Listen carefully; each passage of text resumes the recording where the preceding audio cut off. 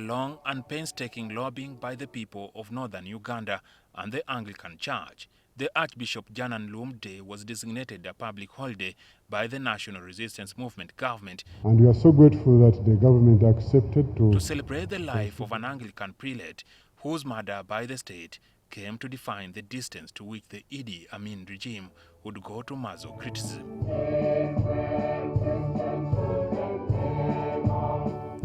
But the day's commemoration this time comes amidst a furore over ongoing acts of torture. The difference is that the abuse of human rights, the killing, judicial killing, extrajudicial killing that taken at that time, were state-inspired. It was planned by the state, condoned by the head of state, and executed by the army. But what is happening now are individual acts by rogue security officers who should take responsibility for breaking what is the professional standards that are set by the army. However, those on the opposite side of the aisle insist torture is perpetuated by the state. These people are tortured and then they are released on bond, clearly showing they've been in the hands of the state. So if it is not state policy, how many people have been arrested for torturing Ugandans? How many have we seen being called to order? You see, policy is not just, what's written on paper. Action, presupposes policy.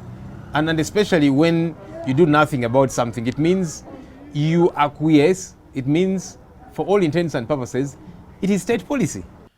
A political scholar at Chambogo University, Dr. Juma Sultan Kakuba, faults the government of the day for allowing the country to slide back into the days of the state-orchestrated injustices.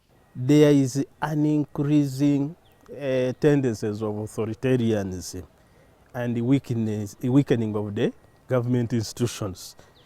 So what is needed to be done now is the government, to re-evaluate, to reinvent itself.